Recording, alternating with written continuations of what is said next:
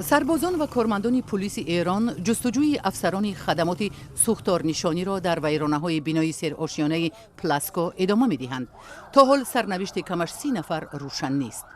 طبیبان حدوداً به 45 افسر مجروح خدمات سوختار نشانی کمک رسانیدند.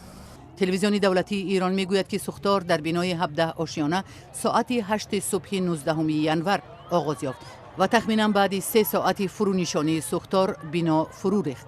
ده‌ها افسر سوختار نشانی در زیر آوار ماندند. شام پنجشنبه شهردار تهران باقر قالیباف فوت 20 نفر و مجروح شدن 70 نفر را تصدیق کرد. او گفت که احتمال شمار قربانی ها بیشتر باشد. بینای پلاسکو در ابتدای سالهای 60 قرن گذشته بنیاد یافته زمان بلندترین بینای پایتخت ایران بود. سرمایه گذاری این بنا حبیب الله القانیانی یهودی تبار از تاجران معروف ساحه تولید مواد پلاستیکی بود.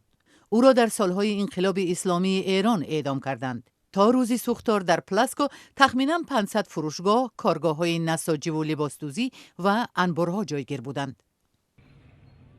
صبح ساعت 8 به بعد آتش سوزی که پله بود شروع شده بود، باعث شد که کم کم شعله‌ور شد. این آتش سوزی طبقه 9 تا به بالا بودش.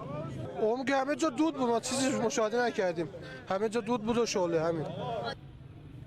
طبق اطلاع پیشکی سوختار در نتیجه به هم خوردن ناقل‌های برق به عمل آمده است. به نوشته خبرگزاری‌های ایرانی، بینای مذکور در گذشته هم سوختارها را از سر گذرانیده است. نماینده خدمات آتش نشانی تهران میگوید اجاره گیرندگان بنا چندین بار هشدار گرفتند که وضع پلاسکو خوب نیست.